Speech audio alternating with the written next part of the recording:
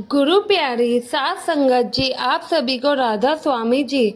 संगत जी, वैसे तो सदगुरु हमेशा ही हमें कहते हैं हमें कभी भी किसी की बुराई नहीं करनी चाहिए और अपने मन में किसी के लिए नफरत नहीं रखनी चाहिए। बाबा जी अपनी संगत को ऐसा इसलिए समझाते हैं ताकि हमारे कर्म ना बने, और इस साखी के बाद तो आप बिल्कुल ही किसी की बुराई नहीं करेंगे। संगत जी, एक गांव में एक बहुत अमीर सेठ रहा करता था। सेठ अक्सर गरीबों और ब्राह्मणों को अपने घर बुलाकर भोजन करवाया करता था। सेठ का मानना था कि वो अपनी कमाई का 10वां हिस्सा दूसरों की भलाई के काम में लगाया करेगा, और ऐसा वो सालों से भी करता आ रहा था। मालिक की उस पर कृपा थी, उसके पास सब कुछ था और उसका कारोबार भी बहुत अच्छा चल रहा था। एक बार जब इस सेठ के पिता की बरसी आने को थी, तो उन्होंने सोचा क्यों ना इस बार पिता की बरसी पर 11 पंडितों को अपनी तरफ से खाना खिलाया जाए। और सेठ ने ऐसा ही किया। 11 पंडितों के घर न्योता भेजा गया और उनके लिए अच्छे अच्छे पकवान बनवाए गए। जब पंडित घर आए तो सेठ और सेठानी ने पंडितों को अपने हाथों से खाना परोसा और उसके बाद खीर भी खिलाई। खीर खाते ही एक एक करके सभी पंडित मरने लगे, और यह देखकर दोनों ही सेठ और सेठानी घबरा गए और रसोइयों के पास गए और उनसे पूछा कि तुमने कैसे खीर बनाई थी, उसमें ऐसा क्या मिलाया था कि जो सारे ही पंडित एक एक करके मर गए।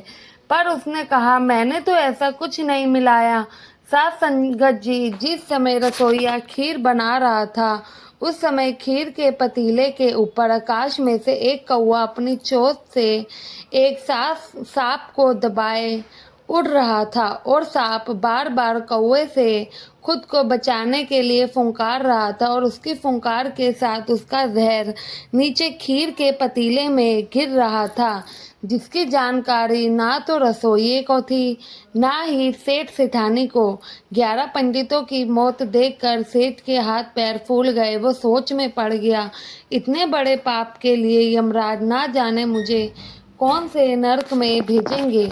मैंने तो आज तक एक मक्खी भी नहीं मारी, लेकिन आज मेरे घर में 11 पंडित मर गए। यह सोचकर सेठ का हाल बुरा होता जा रहा था, और पूरे गांव को जैसे ही पता लगा कि सेठ के घर 11 पंडितों की मौत हुई है, तो पूरे गांव समझ गया सेठ ऐसा काम जानबूझकर तो कभी नहीं करेगा, क्योंकि वह बहुत ही दयालु है और दूसरों की मदद करने वाला इंसान है।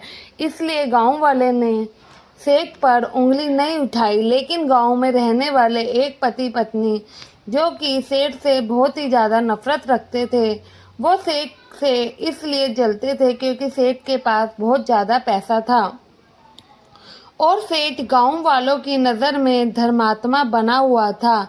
ऐसे ही एक एक करके दिन बीतने लगे, लेकिन सेठ अपने मन से इस घटना को नहीं भुला पा रहा था कि उसके घर में से 11 पंडितों की मौत हुई है।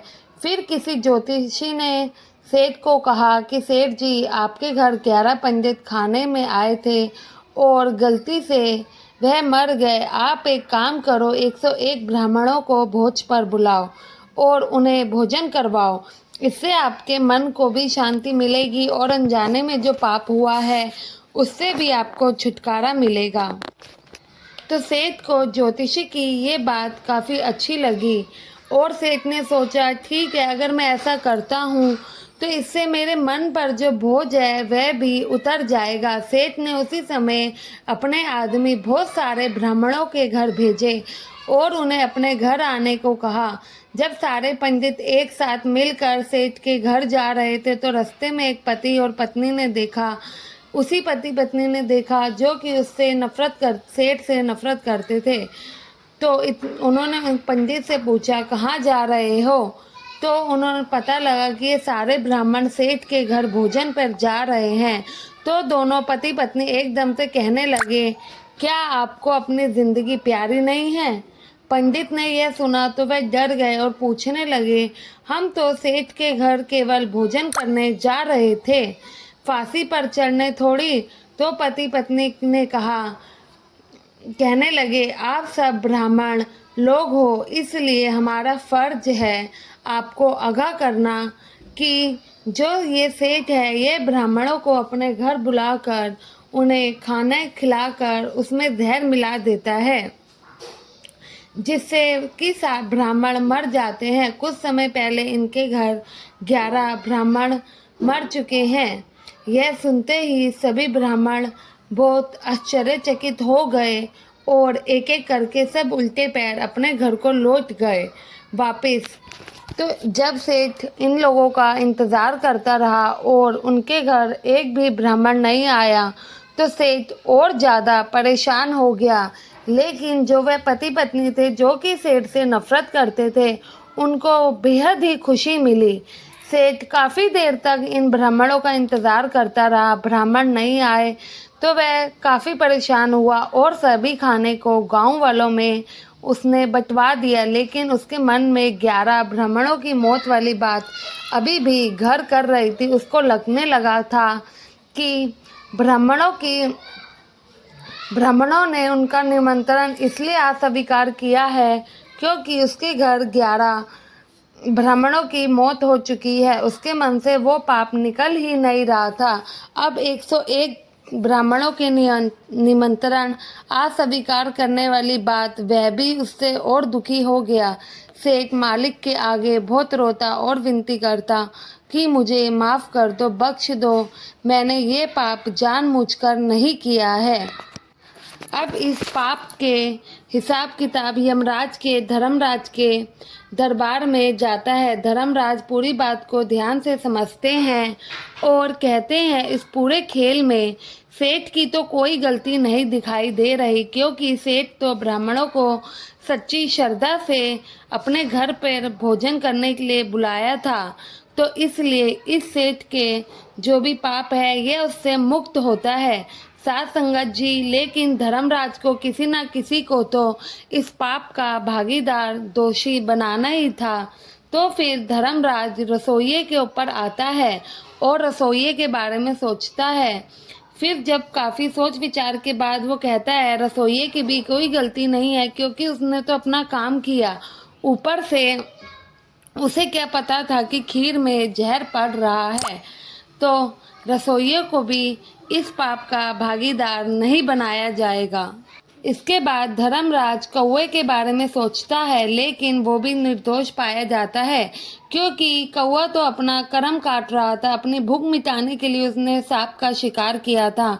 खाने में जहर वाली बात से कौवे का कोई लेना देना नहीं था, इसलिए कौवा भी निर्दोष है। इसके बाद बारी आई सांप की। सांप ने अपनी जान बचाने के लिए फुंकार भरी थी। सांप को भी नहीं पता था कि उसका जहर नीचे बन रहे खाने में मिल जाएगा, इसलिए सांप का भी कोई दोष नहीं है। अब धर्मराज जी सोचते हैं और परेशानी में आ जाते हैं, जब इन सब का कोई दोष नहीं है तो आखिर दोष किसका है, क्योंकि पाप तो हुआ है और किसी न किसी को दोषी तो बनना ही पड़ेगा। फिर धर्मराज ने उन पति पत्नी के बारे में सोचा जो कि सेठ से नफरत करते थे और सेठ के पुण्य वाले काम में वो बाधा डालते थे। उन्होंने सोचा कि उन दोनों ने ही सेठ की निंदा करके 101 ब्राह्मणों के आगे की आने से उन्हें रोका था। धर्मराज ने अपनी पुस्तक में लिखा कि इस पूरे पाप के जिम्मेवार वो दोनों पति पत्नी हैं, क्योंकि उन्होंने सेठ से नफरत रखी और सेठ की निंदा करी और उनके घर 101 ब्राह्मणों को आने से रोका, जिससे सेठ का मन और ज़्यादा दुखी हुआ, जिस वजह से पंडित वापस भी चले गए थे। तो इसलिए उन दोनों को ही दोषी बनाया जाता है। धर्मराज जी आदेश देते हैं कि उनकी पत्नी को अंधा कर दो और पति के दोनों हाथ काट दो। जब तक उनकी सांसें लिखी है तब तक वो ऐसे ही जिएंगे। धर्मराज का हुक्म था तो कोई भी हुक्म को नकार नहीं सकता था। एक दिन पत्नी रसोई में काम कर रही थी तो गर्म तेल में पूड़ियाँ तलते हुए अचानक तेल की छींटें पत्नी की आंखों में पड़ गई, जिससे उनकी दोनों आंखें हमेशा के लिए खराब हो गई और इसके कुछ दिन बाद पति अपने पशुओं के चारे के लिए घास को काट रहा था, जिसे काटते हुए उसके दोनों हाथ मशीन में आ गए। साथ संगत जी, अब आपको समझ आ गया होगा कि हमें किसी की निंदा करने का फल क्या मिलता है। इसलिए ऐसा ना हो जो भी आपने पुण्य कमाए हो वो सारे पाप में बदल जाएं। इसलिए कभी भी किसी की निंदा हमें नहीं करनी है। संगत के इस चैनल को सब्सक्राइब करना ना भूलें और कमेंट में राधा स्वामी ज़रूर लिखिएगा। गुरु प्यारी साथ संगत जी, राधा स्वामी जी।